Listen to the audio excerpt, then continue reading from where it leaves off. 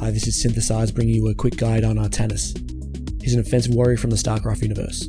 You'll be picking him when you need a little bit more damage on your team, and he has some strong soaking potential late in the game. But the trade-off for all this damage is he doesn't bring much utility to the fights. He has no stuns or slows. This build we're focusing on his auto attacks because it synergizes so well with Shield Overload, your trait. Whenever you take damage below 50% health, you're going to gain a shield, and that shield can pop every 20 seconds. But with each auto attack, you reduce that 20-second cooldown by 4. A quick overlook of his abilities and how they interact with this build's playstyle. First up, your Q, Blade Dash. Dash forward doing a small amount of damage, then on the return you're doing triple. It's important to note while you're dashing you can still take damage and be stunned. For this very reason, when we're in sticky situations, we still want to be concentrating on our auto attacks to be reducing that shield overload cooldown. This leaves Dash primarily used for clearing out minion waves, dodging skill shots, and getting the final blows on enemy kills. Next is your W, Twin Blades. Your next basic ability immediately strikes the enemy 2 times. This is the bread and butter for this build. What makes Twin Blades so essential to this build is each of those basic attacks also has 4 seconds off your shield overload trait. So, once you initially swing, quickly pop your W again, getting 2 more swings within the space of a second, you've instantly taken off 12 seconds from that 20-second shield overload cooldown. Up next, E, Phase Prism. Fire a Phase Prism that deals a small amount of damage to the enemy hero, but swaps your position with theirs. Phase Prism can only be used on enemy heroes in close proximity, as it has a short range and is easily avoidable. Our main uses for Phase Prism is to easily maneuver ourselves into a body blocking position, or to throw our enemies into a dangerous situation like a root or a stun. Finally, our heroic Suppression Pulse.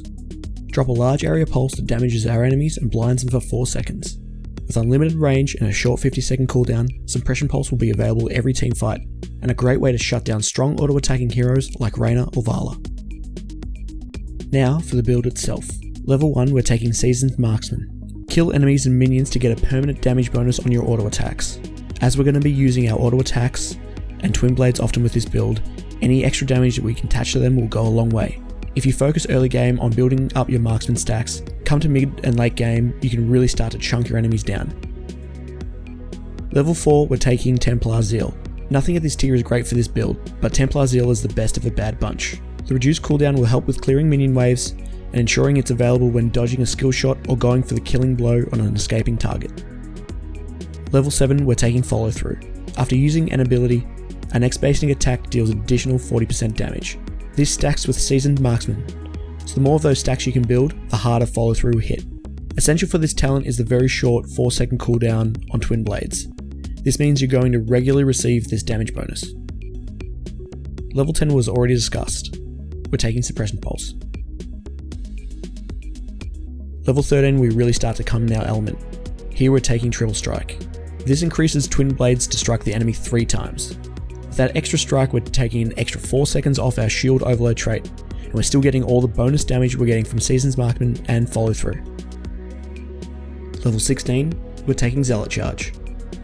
While Twin Blades is active, you charge a short distance to your target. This is an essential talent as it solves one of the biggest problems for Artanis, the ability to stick to an opponent. After taking Zealot Charge, you won't be missing out on any of those final killing blows. Finally, at level 20, we're taking Force of Will. Basic attacks reduce our shield overload cooldown to 6 seconds. Now, every auto attack Twin Blades combo resets your shields, so you're essentially getting a new shield every 4 seconds. Knowing that activating your Twin Blades also resets your shields is key to managing your maximum damage soak potential, as these shields don't stack. If you find yourself in a strong position and don't need the extra survivability, Nexus Blades is a great option for even more auto attack damage, with the added benefit of also slowing your target. At this point of the game, your auto attacks are doing upwards of 300 damage a swing. You're quickly getting in 3 or 4 swings in an instant with Twin Blades, and you're getting a new shield every 4 seconds. You're an absolute menace on the battlefield. Now that you know the build, you can check it out in action with a more in-depth discussion. Click the link at the end of this video or in the description to see the full gameplay guide.